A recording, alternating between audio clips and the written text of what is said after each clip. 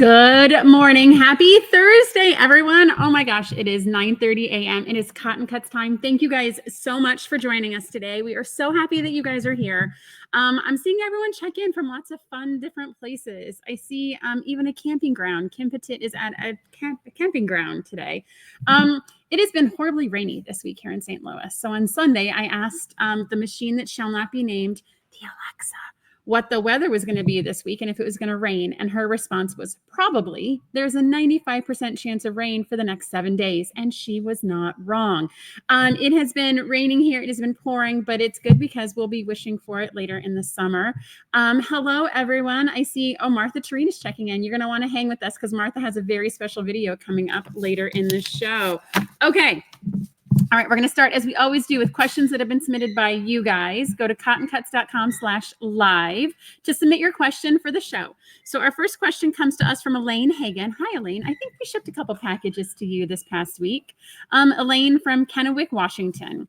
Have you ever thought about making your puzzle mystery quilts more rectangular so they fit on a bed better? This is a request from my grandson. So Elaine, that's a fantastic question to ask. And so first of all, with our puzzle mystery quilts, there is the small version that finishes 48 by 60 and the large version that finishes 72 by 72. If you add borders to both sides of those, you can make them bigger to fit on a bed. Those are the standard dimensions that we typically work with because they fit on a standard size grid that is compatible with die cutting. So that's part of the reason why the puzzle mystery quilts have fallen into those two dimensions since the beginning of time. However, we've heard this question asked before. And so that's part of the reason why we're moving to Mystery 5.0. And so for Mystery 5.0, those are going to be variable sizes. Every single time we do a different Mystery 5.0 design, it's going to be a different dimension. It will still have the same elements of mystery. It'll still be pre-cut. It will still have multiple colorways and it'll still have multiple layouts, but it will have different sizes. And so that's what our team is working with is we heard your feedback about wanting it to have non-rectangular, non-square designs. And so that's part of the reason why we're investigating Mystery 5.0 as an alternate mystery program for those folks that, like your grandson, are very concerned about something that's more rectangular and will fit more comfortably on his bed. So I think, Elaine, that's a fantastic question. We're going to talk about how to finish those PMQs here in a little bit by adding borders, but you can also look at our Mystery 5.0 program. Those dimensions we'll post on the website and we'll give you instructions for about approximation for what bed it fits. I think anytime I am looking for making a quilt for a specific bed, I always have to Google what the dimensions are for a standard bed. You would think this wouldn't be so ambiguous, but it is, guys. Like that quilt dimension, it's like this inches plus or minus 6 or 8 in both the height and the length. And so I think that's one of our challenges is why do we not have a standard bed size for the quilts that we make? That's a separate question for a different day. So Elaine, thank you so much for your question. Stay tuned for Mystery 5.0 coming later this summer, actually June. That's like next month. It is already May. So Mystery 5.0 will be coming next month in June. All right, April from Richmond, Virginia asks, what's your best tip for sewing long rows of quilt blocks together without ending up waves or stretching? Okay, so April, so there's a couple different factors that go into your question here. So first of all, if I am sewing long rows of anything together, so for me, it's probably anything more than 10 inches up to, 80, 90 inches.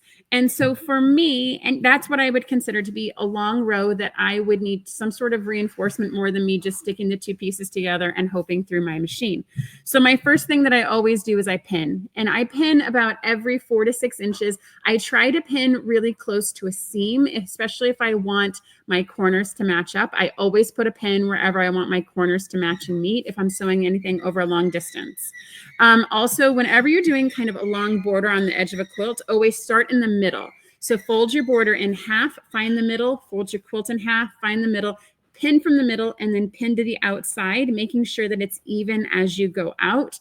That is very helpful as you're applying borders to your quilts as well. I would say if you're ending up with waves, then the waves is probably a tension issue with one of your thread components. So either it's coming in too tight or your bobbin, there's might be a jam or some dirt or some lint in your bobbin that's causing those to be mismatched if you're getting waves in there. Additionally, there could be some issues with perhaps your stitch length. and perhaps being inconsistent. If you're trying to sew through a lot of layers, you're going to get some inconsistent stitch length, and so there may be a need to reset that. Stretching. So I'm going to assume this means stretching of your fabric. It means your feed dogs are hitting your fabric too hard, and you might want to consider putting tissue paper on the bottom so that way your feed dogs don't stretch your fabric. They actually just feed it through the machine naturally like they're supposed to do. So in all of those scenarios, right, as you're sewing, if you're getting waves or stretching, the number one way to debug is to just rethread everything and to take out your top thread, take out your bottom thread, change your needle. All of those tips and tricks, whenever you're encountering things like waves or stretching, definitely start there. Debug your machine, start over again, keep trying. I would also, if you're getting major problems that are vexing you, do test pieces of fabric, do scrap pieces of fabric before you get, your 88 inches of a puzzle mystery quilt under there.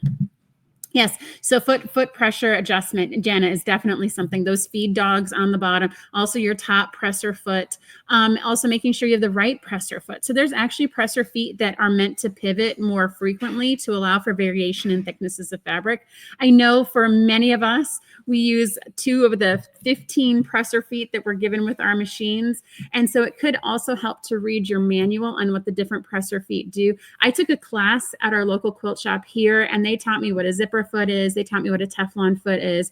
And so playing with your feet, also having a walking foot. So the feed dogs on the walking foot come down at the same time as the feed dogs on the bottom. All of those tips and tricks will help you if you're getting waves or stretching.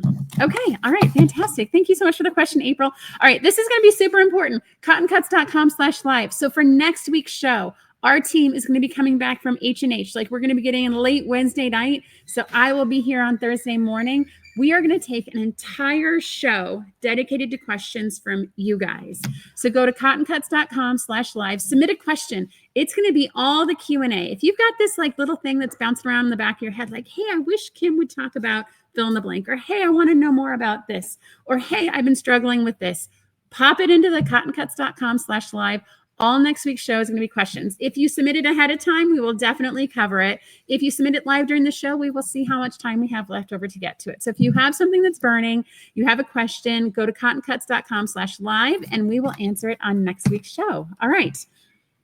Don't forget to give StreamYard your permissions. I see everyone's done that. Fantastic.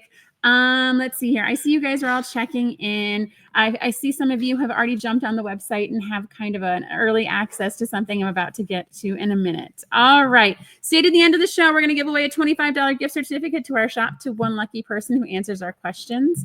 And here we go. So what is happening in the shop this week? So what has happened over the past week? So Wild West, guys, that has ridden off into the sunset. It is the cowboy at the end of the movie, and we've got the end banner up. It is over. We love seeing all of your guys' finishes popping up on social media. Keep posting those in the Cotton Cuts fabric group. We love seeing them finished. Don't forget all of the backing fabrics. So at the end of the mystery, we always post yardage we have left over on the website. If you are in need of extra borders to make it bigger, if you are in need of backing fabrics, if you're in need of binding, if you're in need of really any other coordinating fabrics for yours, if you want to make an accent pillowcase, if you want to make a bed runner or pillows, head to our cottoncuts.com and search for your colorway in the color bar, and it'll pull up all the fabrics that we have in the shop. Now, if, say, for example, we're out of a fabric, I know we're out of Prairie Sunset Sea fabric, for example, send us an email. We'll get you the SKU number, and we'll even help you find a couple shops that might have it, so that way you can get that fabric that you have for your quilt. That is never a problem at all. There's no secret here, guys. We want you to be able to finish these quilts with fabrics you love. So if you're having trouble finding a specific fabric, let us know. We'll get you the manufacturer information, the part number, to get you guys finishing the quilt. All right, we're gonna hold on. You guys are jumping under the sea. I'm still going through Wild West, gang. All right. So don't forget, this is actually the next bullet, is Under the Sea, of course, as I say something. So don't forget to mark your calendars for Under the Sea. It launches on May 30th at 7 a.m. Central Daylight Time. You guys are going to want to get there. All the colorways are on the website. I see you guys have already found them. I feel like a balloon that's just been deflated. Like, there are 13 colorways on the website, guys. Those are the ones we have as of now. We will see if we can opportunistically add 1 or 2 more. But as of right now, those are the 13 that are it. We will have a special special show coming up in a couple weeks where we will break down the color wheel and I will tell you which fabric is more prominent and which ones will travel together and all that fun stuff. That is coming. It's just not today. We wanted to get those colorways up so that way you guys get a sense for the feel and the colors. We've got a lot of variability in this one. And I'm going to tell you guys, our team has looked at the finished quilts and these ones are going to finish so different depending on your fabric choice. Yes, it'll be the same design, but depending on your color choice, different elements will pop. It'll be just like Wild West, where sometimes you see the spiky center and sometimes you see the border in the frame more. So color choice and fabrics will impact the final design. Even though everyone is making Under the Sea, everyone's finished quilt will look just a little different based upon the colorways. And so we will talk about that more in a couple weeks. I will, just as we always do, I'll have my little card and I'll talk about the color wheel and what the fabrics are. It's all coming, gang. Please be patient. We have a marathon, guys. We have until the end of this month. We have plenty of time. And don't forget, if you did participate in Wild West as well as Floral States, you are going to get early access to all the colorways on the 29th. We'll send out more emails as we get closer with how to get early access to make sure you get your colorways. And guys, I've talked about this before. For Under the Sea, we purchased all of our fabrics before the impacts of tariffs so we can hold our pricing as consistent as possible. Just this past week, we've been notified by multiple suppliers of price increases. Those are not going to impact Under the Sea because we've placed our orders early enough, but that also means that ordering more fabrics later is going to be more challenging. So I am going to encourage you to set your timers for those May 29th and May 30th dates to get in and get those colorways because I don't know if I'm going to be able to get more fabric after the fact. Let's see here. So Rachel, I'm happy. Rachel is now surprised that that we have the colorways on the website. So thank you, Rachel, for that. All right.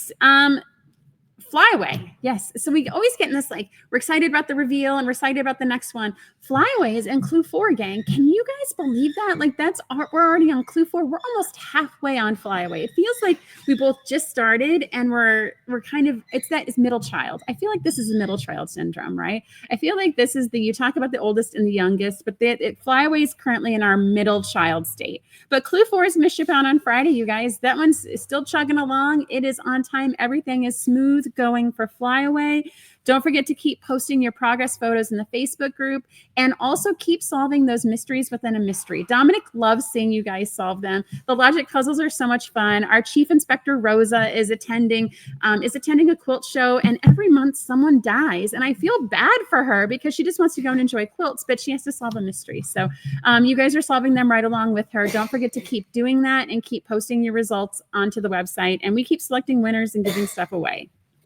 All right, our Earth Day challenge is in full swing. I think Savannah in our shop has shipped over 150 bundles for people participating in our Earth Day challenge. So definitely keep getting those bundles, get inspired, start planning out your projects, post your progress photos into the Cotton Cuts fabric group, ask questions. If you have fabric that you received and it's a surprise and it's not in your natural colorway or not something you typically lean to, please, please, please post it there and see what people can come up with. I love that you guys are embracing this challenge. I love that you guys are helping us keep fabric out of the trash, out of the recycling stream, and helping us upcycle it into something that has a better second life. All right, let's see here. Delia B. So logic in the order of colors and the colorway. We're going to cover that in a couple weeks. We'll come back to that, I promise. And we'll talk about the color wheels and what's more important and what's more prominent. That's all coming. So don't forget Earth Day Challenge. I believe it goes through a week or two into June. So definitely take a look for your Earth Day Challenge. And you guys are doing a fantastic job with that. Thank you so much for helping us with that. All right, Tim Holtz Green is going to ship next week to everybody. Tim Holtz is back on track, you guys. Like this, I am so excited about. We got our fabrics in plenty of time. They're getting cut. Everything Tim Holtz is back on track. And I have all the green fabrics here on the table with me today. And so literally, as soon as I let go of these bolts, they're going to get taken away from you, which is totally fine. But here is the green Tim Holtz fabrics. This is one set of 5. And this is our other set of 5. And so you guys, you know, this is green. I technically don't see this color. I'm not colorblind. My family was asking me about this past weekend. I'm not colorblind. I do see the green. I just don't like green very much. And I know everyone has different quirks and different colors like that. But this is the green fabrics, you guys. This is fantastic. This is for those people that are asking for true green fabrics. This hits it right on the nose. We have pillow kits and we have stitchets available in the shop as well. These guys are going to ship out end of next week just on time. All right. Java this month. So here's our Java bundle. And so this is Mom's favorite Merlot. And so these are 12 fat quarter batiks. These are fantastic. It's not Valentine's. It doesn't read as pink because it's Mom's favorite Merlot. So it does have typical darker pinks and darker reds in it. This is super fun. Be sure to order your Javas. Those are going to ship on the 10th of the month. And the chroma color is teal. So if you need to get teal thread into the mix, definitely join us for chroma. Which leads us into platinum. So if you are a platinum member, you'll be receiving an email today to pick which delivery you would like for the month of May. You guys are jumping on this platinum. I love it. Platinum gives you the ability to pick any one of 4 Cotton Cuts memberships that we are shipping in a month.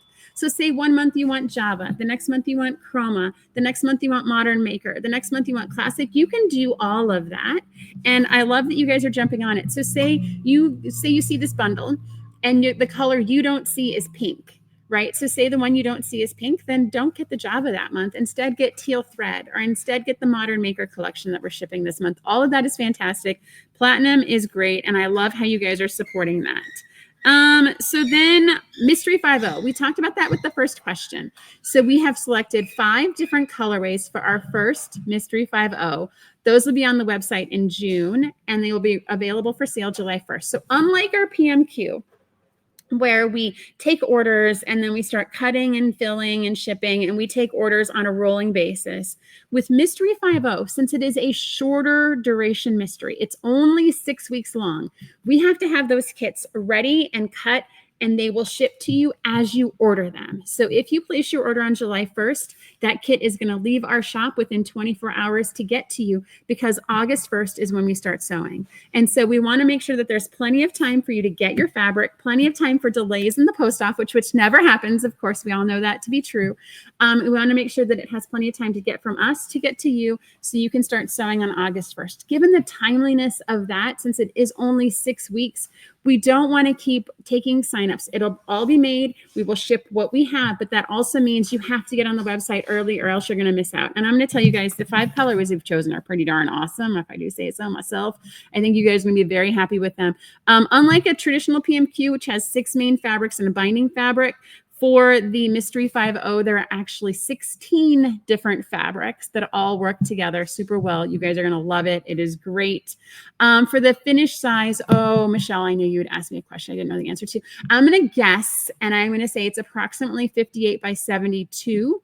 And so with approximately, I'll have to take a look and see, but there's going to be 2 different finishing options. So you'll make the same parts and pieces for each of the different, finishing. You'll make the same parts and pieces, and depending on how you lay it out, it's going to look like 2 very different quilts, and you will have 2 different border options to finish it as well. So because we're crazy, there's 5 different colorways, 2 different layouts, 2 different borders. You guys are going to love this. It's going to be fun and adventure. All right.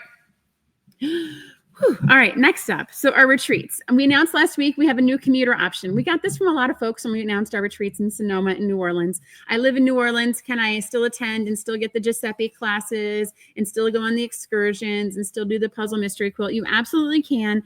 Contact us for all the details. Signups are open on the website for commuters. We were able to thankfully work with our partners throughout the entire process, and we have some commuter spots that are available for you guys.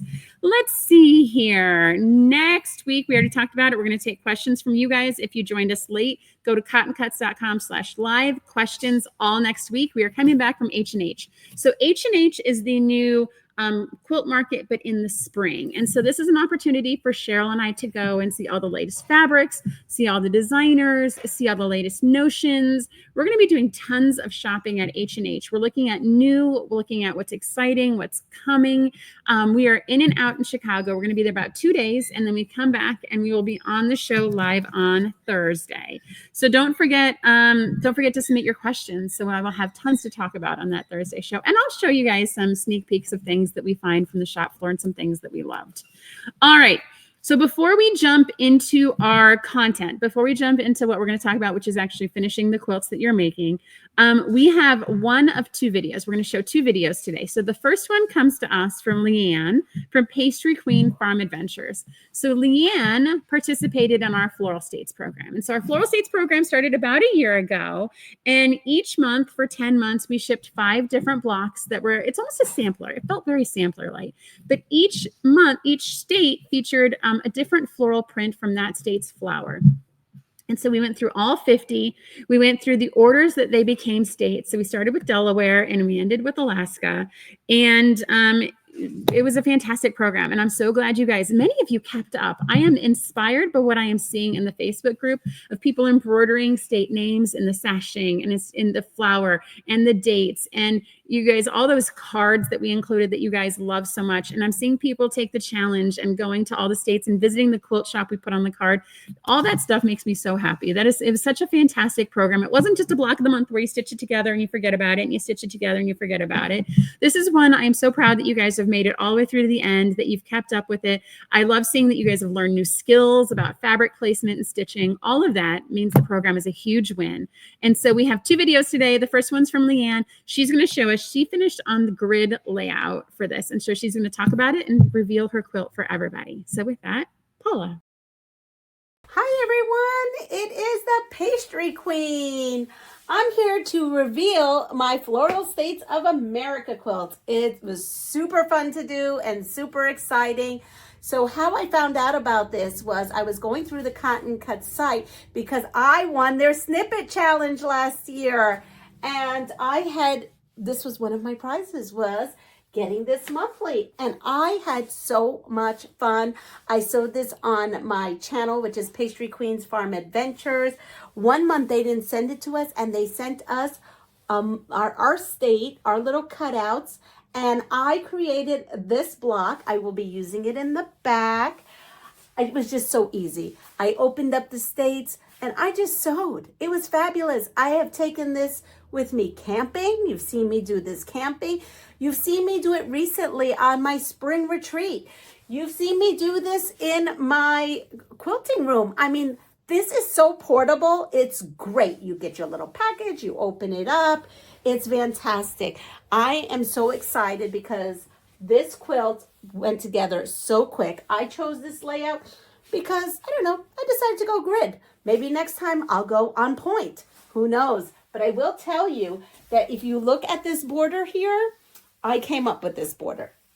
So the Cotton Cuts sold something called a cheater back or a cheater fabric of Floral States of America. And what I did is I fussy cut it. So if you have it, and here is a piece, I fussy cut it 2.5 inches. It was a perfect fussy cut for 2.5 inches. And it went all the way around. And I used this before I put the final border. I'm so happy with it. And look at this. I bought this from Cotton Cuts too. I'm going to put this in the back.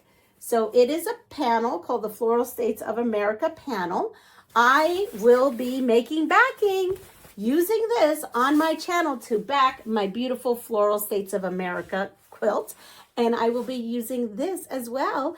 And this is going to actually be my tag on it. So thank you, Cotton Cuts. I had so much fun and I absolutely love how this turned out. Everyone, see you soon. Bye.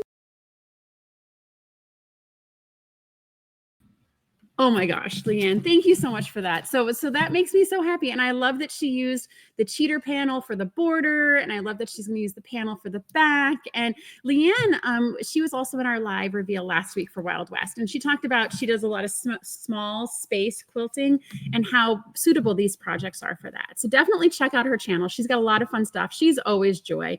Thank you so much, Leanne, for your help with all this and sewing all those blocks together. It looks fantastic. All right, so to today's main topic, what we're going to talk about. So we've got a lot of projects finishing up. We have Floral States finishing up. We have Wild West finishing up. We've got a lot of finishes coming. And so what we thought today's great timely topic would be was you have this quilt top. So what?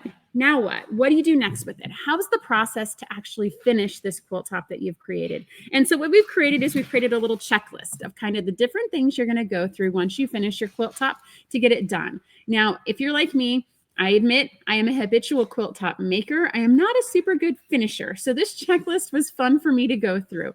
We're going to skim through the top of some of these topics. We've done deeper shows on specific batting and on backing where we've talked for more length about it. But what I wanted to do was give you a quick kind of checklist to go through as you're finishing all these projects and things to think about and things to consider to get them to the finish line. We'll probably pick some of these out and do a little bit more about them in a future show. But without further ado, the first thing when you finish your quilt top is it the right size for its intended purpose?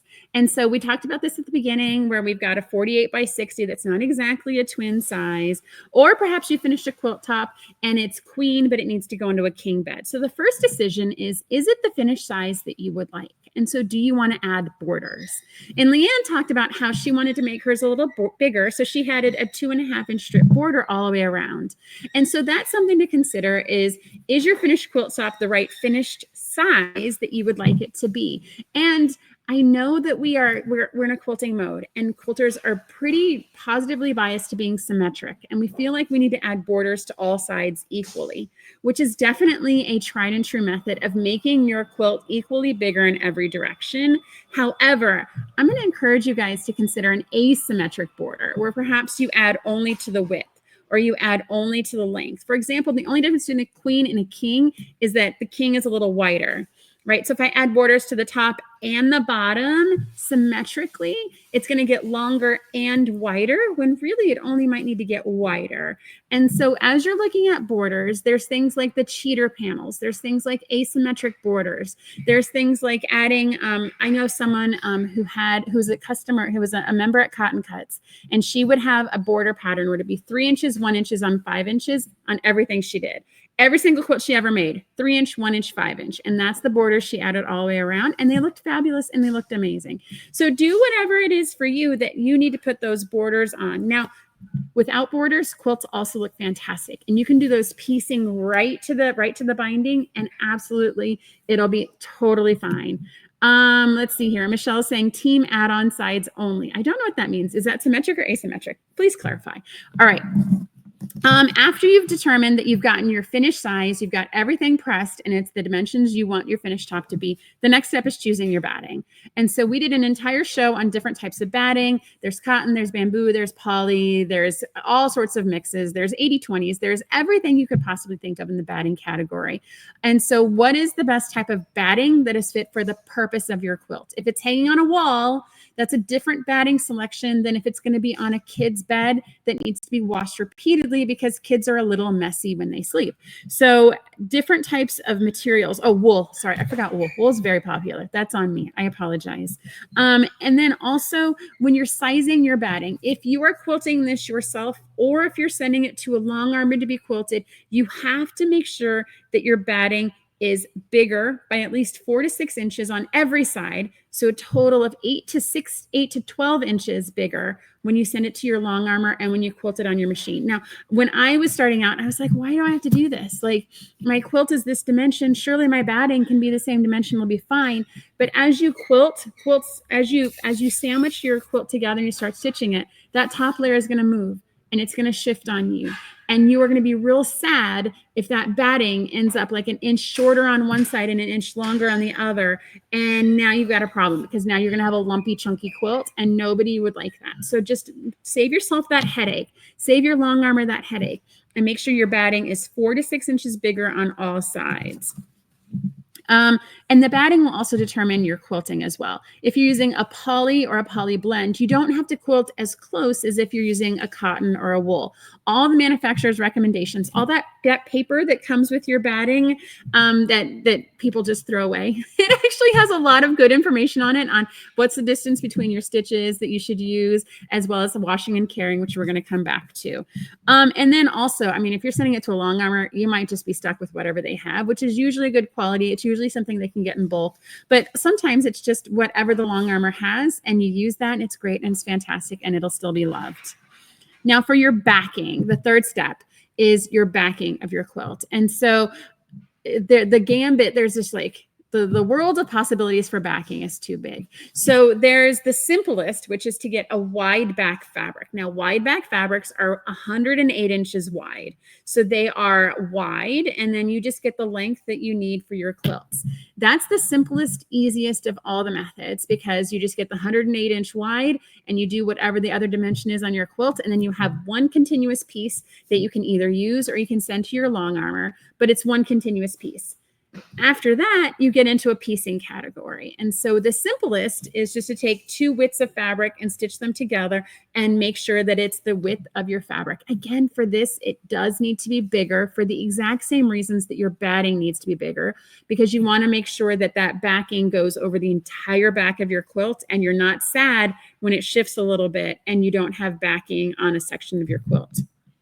When you're piecing it, there's the easy way, like I said, which is the 2 widths of fabric that go together, the length of your quilt, and bam, it goes off to be quilted. Some people like me, super efficient. I get crazy creative and I, turn pieces and rotate pieces and cut partial strips. You can do you. It is the back of your quilt. As long as you are okay with all that piecing on the back, then definitely try to be as conservative as possible as you can with your fabric. There's also the consideration for directionality of print. And so I know I actually have, let me see, I might have some good examples here of what that means. And so, so with this print is directional. If I was using it on the back of my quilt, I would not want pieces of it to look like this and then stitch it next to a piece like this, right? Very, very directional. You might be okay with that, and you might be able to add other fabric to make it okay, but that could be super challenging for you versus an all over print that's not directional, like this guy here, right? This one, you can piece it, you can turn it, you can strip it, you can do whatever you want with it. Nobody's really going to know the direction on this fabric when you're looking at it for the back of your quilt. Now, in the super advanced category, I have been known to actually put piecing elements on the back. And so Leanne mentioned that she was going to do this, that Leanne mentioned she was going to do this, that she was going to do piecing. So she was going to put a panel and she was going to put a block. And so she's going to create something that's as quilted on the back as it is on the front. You can definitely do that. It is your quilt. No one will know what the back and the front is unless you tell them. And so if you want to piece it together, you definitely can. I have done a Lone Star on the front before and had enough fabric to actually make another Lone Star on the back. And I didn't feel like stashing all those scraps. So I just did it again, and it looks great and it's awesome and it's amazing. All right. Our 4th step is creating the quilt sandwich. And so this is sometimes the hardest part. If you sent it off to a long armor, skip step 4. If you're doing this at home, the quilt sandwich is a very, very hard thing to do at times. Depends on the size of your quilt. And it depends on how many YouTube videos you've watched on it to give you hacks on how to do this. And so creating the quilt sandwich is literally just putting your backing, putting your batting, and then putting your quilt top down. And then figuring out the best method that works for you on how to keep them as stationary as possible in that stack. And so whether or not that's like me with my little safety pins that are curved that you pop through and you close and you pop through and you close. If you tie it with thread, that's another valuable method. If you use spray basting, if you use actual adhesive to glue them all together, sometimes people have used fusible interfacing in there as well to make sure they stay together. There's lots of different methods for basting your quilt. If you do it on a floor, please wear knee pads or be prepared to have younger knees come and help you with it. But it's basically just ensuring that those 3 layers stay together and stay as consistently aligned as possible using whatever method is most convenient and accessible for you. There's a berserker number of like pull noodle hacks and table hacks and lots of different things you can do to make it easier. But the concept is for the basting step that all 3 layers stay together, because the last thing you want is for the top to move at a different rate than the bottom. And now your quilt top is all wonky and everything is very stretched and out of order. All right, the 5th layer is actually the quilting. Again, if you send it out to a long armor, you don't necessarily have to worry about this other than picking out a pattern if you're doing an edge-to-edge quilt. So for the long armors, they can take the same pattern and do it edge-to-edge on your quilt and just repeat it and then move it and then repeat it and move it. That's an edge-to-edge, in which case you're going to want to pick out which pattern that long armor has that looks best with your design. I've seen lots of creativity here. We did Name of the Rose as one of our PMQs, and someone actually had their long armor put roses into the quilting, right? You can, I'm sure for Wild West, I have no doubt there's a cowboy Pantone you can cowboy that you can put on there as well. There's lots of different things that you can put in edge to edge and have repeated throughout your quilt. If you're doing it at home, depends on the size of your quilt, the throat on your sewing machine. So the throat of your sewing machine is the part that goes between the needle and the actual side. How big is that? Can you actually weave your sewing machine into it? I had for many years, longer than I probably should have, been a stitch in the ditch quilter. And so stitch in the ditch when I'm quilting my sandwich together is anywhere where I have pieced two pieces together, I stitch and I just follow straight lines and I just stitch in all my ditches. And that's what keeps my quilt together. One time I remember I got really crazy with it and I decided to go a ½ inch off the ditch. And I did a whole bunch of straight lines that were just a ½ inch off the ditch and nobody got hurt. And so, there's a lot of different things you can do. I have some templates now with my machine that have kind of some zigzags and some that I can follow and I can do more creative quilting now than I could in the past. Again, tons of YouTube videos on this where if you can take your home sewing machine and you want to try and use it, it's really just all the finagling of all the weight, the bigger the quilt gets. And so how are you keeping everything consistently stacked together in your sandwich? And how are you making sure it's able to feed through the throat on your sewing machine to keep everything as quick as combined together as possible? All right, so now you've sent it out to be quilted, or you've done it yourself, or if you're super ambitious, you've hand quilted this and you've gotten a frame and you've gotten hopefully some friends together and you've all done hand quilting, or you've tied it. I think one of my very first quilts was tied, where you put the yarn through and you clip it at certain increments. Now that you've got this quilted quilt, what do you do now? Well, if we've done the more robust thing and we added batting and we added backing that was bigger, we get to go through and we got to square up our quilt now because we got to take off all that bulk. We don't want it anymore. It served its purpose. Everything is quilted. So that is usually greatly enhanced by having a long ruler and a big table and a big cutting mat. And so that's just cutting off all that batting, cutting off all that extra fabric. Sometimes nice long armors will do that for you at the time that you're done. Sometimes they'll just send it back to you and you're in charge of doing it on your own. That's absolutely fine and okay. I think a question I'm going to ask you guys is when you square up those quilts and you take off that backing and that batting, what do you do with that backing and that batting? Do you keep it or do you trash it? I kind of want to take an informal poll. Do you keep that extra fabric or do you trash it? And I feel like there might be two separate groups forming there. I usually keep it. I feel like there's going to be a project down the road, a small project where I can use just that little bit of batting. And that backing, it's usually, like I said, 4 to 6, sometimes even 10 inches on each side. You can get a good sized project out of that. I'm a keeper, but I'd be interested to know what you guys do with that. After you get it all squared up, then you have your binding step. And this is exceptionally controversial. There are so many different ways to bind a quilt. I think the one that's emerged most recently is actually taking your backing and wrapping it over the front without squaring it off your quilt and top stitching it onto your quilt. I think the more common way is to cut bias strips that are 2 1/4 to 2.5 inch wide. I'm a width of fabric. I'm not a bias strip, but taking those binding strips, creating your actual strips and ironing and pressing them together, folding them in half. Enthusiast. This is Martha with Hold on. Hold on. I hope you are having a wonderful morning. All right. So far. Sorry. Paula clicked some buttons. It's okay. We're good. We're still here. Today? I'm still talking about binding and all the different controversial ways you can bind. What's that now? Today. Cotton cuts. Okay, we lost Kim, internet for a so minute, much gang. for All allowing right, me so to be we're talking ambassador about binding. for the And Floral so States of there's the people, and Robin Good from my morning, team, Cotton who was Cuts in the reveal, enthusiasts. was asking, do you stitch it to the top with your machine, flip it over and hand stitch it to the back, or machine stitch it on the back? Or do you do the opposite, stitch it on the back and flip it to the front? I've done all these methods. And I think my favorite for applying binding is to machine stitch it to the back, flip it over to the front, and then top stitch on the machine on the front. I've hand bound some things, guys. It takes a long time. It is not my favorite part of the process. I don't experience joy from it. So that's where I will use the machine for the back and the front. Okay. The last two steps. So labeling your quilts. And so binding doesn't bring me joy either. You are in good company. I much prefer, like, at that point, I'm usually done. I just want this quilt done. And so I am machining it all the time, but as opposed to Deb Jean, who hand stitches. And if that brings you joy, if you're totally cool, like sitting on the couch and doing whatever else is going on and hand stitching, then definitely do that. Linda Wemple, that is exactly what I do. Machine on the back, flip to the front, machine, top stitch. All right, step number 8 is labeling your quilt. And so we actually talked about this. We had some questions on this a couple shows ago, and making sure that you label that quilt, because once you give it away, you never know where that quilt might end up at. And so making sure that people know who made it, when it was made, what the purpose was. Labeling the quilt is a fantastic way just to make sure that your quilt has a life and a memory.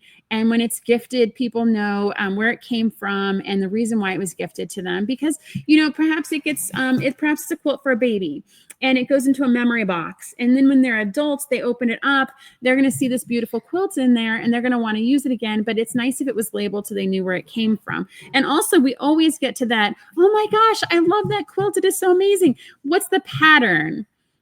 And now we're stuck. And so if you put the label on it, all that information is kept there. And then that way you can share all the information. And that way it gives it life. It's just like putting a copyright in a book. That way we know where it came from. We know that it's authentic. We know it was handmade, all that good stuff. There's lots of different creative ways to label. I've even received a quilt that had the label information printed on a piece of fabric and it was sewn into the top of the quilt. So that way it's actually part of the quilt. It was like another square in the quilt design. That's where the quilt label actually was.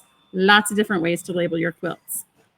And the last is washing and care. So the washing and care of your quilt is going to depend on a lot of things.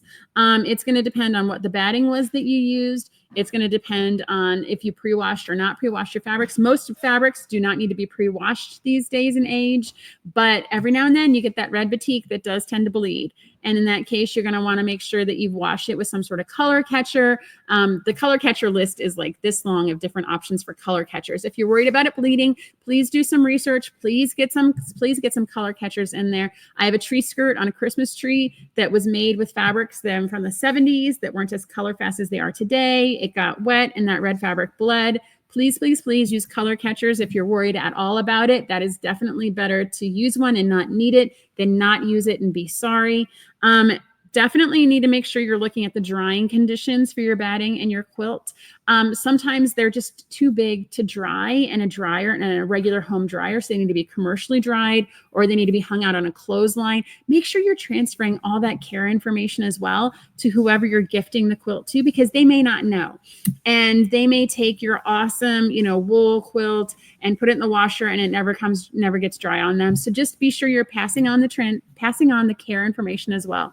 And something that I have been most interested about, our guild did a whole presentation on how to actually fold quilts. And so if you're folding a quilt that's actually going to be stored for a period of time, you want to make sure that you take it out, you unfold it, and you refold it differently, because it can actually wear if it is folded in the same direction too frequently and too often. This is one of these things that quilt historians are always talking about. How do you fold a quilt? And making sure that you fold a quilt so that way it doesn't degrade too fast, because they're looking at quilts that are 100, 150 years old. Now, again, if you're making that baby quilt that's just going to be with the baby and it's going to get messy and dirty and get washed all the time, don't worry about folding it, guys. This is really for those quilts that are meant to be, folded and stored and put into plastic containers. Please don't put them in wood anymore. Wood actually drains the moisture out of the quilt. But definitely make sure that you're folding it and that you're caring for it as it's intended to be used. All right. That is our quick checklist. So I'm going to go through them again. So first, making sure it's the finished size. 2, making sure your batting is fit for purpose. 3, your backing is cut and sized correctly.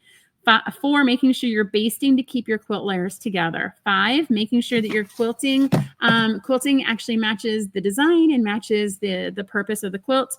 Trimming it up, squaring it up. Number 7 is binding. Number 8 is labeling. And number 9 is how you care for it when it's all done. Okay. Before we get to our giveaway question and get the $25 gift certificate, we have a second Floral States video. This one comes to us from Martha Tureen. Martha was one of our ambassadors, and she finished her Floral States quilt, and she did the on point. We saw Leanne did grid, and so Martha did on point, and so she is going to talk to us about the process, show us her great design, but you're going to want to hang with us because we've got a fantastic question for our $25 shop gift card giveaway this week. So with that, Paula, we are ready for Martha.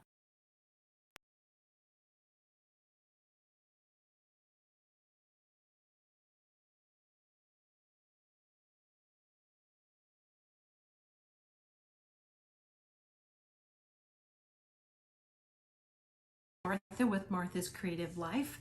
I hope you are having a wonderful morning so far. What is Kim wearing today? I wish I could see her hat that she's wearing for the Floral States of America today. Cotton Cuts, Kim, thank you so much for allowing me to be an ambassador for you for the Floral States of America.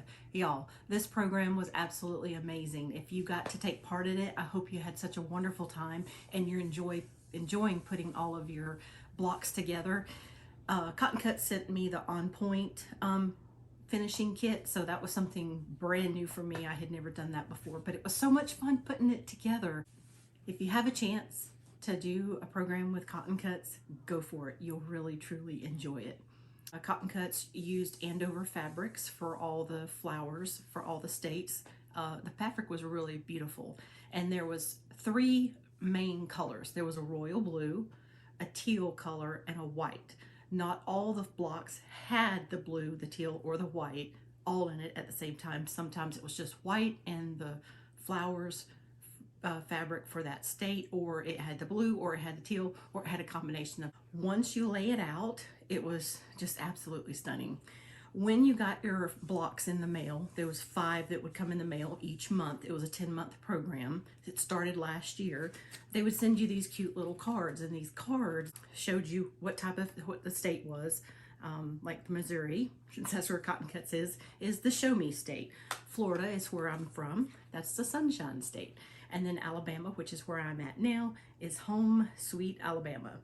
And then on the back, there was information about the state, the capital, the statehood, the bird, the flower, what they're most known for, the area. So it was a lot of good educational information as well. So it's something, these cards, you can go back and look at them again. And it even was so fun, it would tell you where there might be some quilt shops to go visit. I know you are super excited to see the quilt top. So let's go ahead and I'm going to show you this now, and then we'll come back.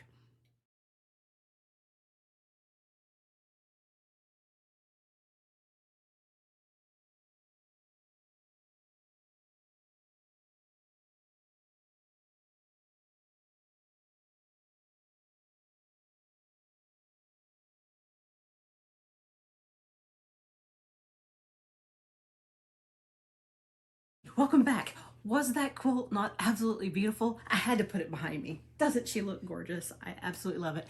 Cotton Cuts, thank you again so much for allowing me to be an ambassador for you for this beautiful program. It was a pleasure putting together, and I'm so glad I got to show this to you today. I hope you have an amazing Thursday, or if you're watching this on the replay later, have a wonderful morning, afternoon, or night. Until next time, take care, everyone. Bye.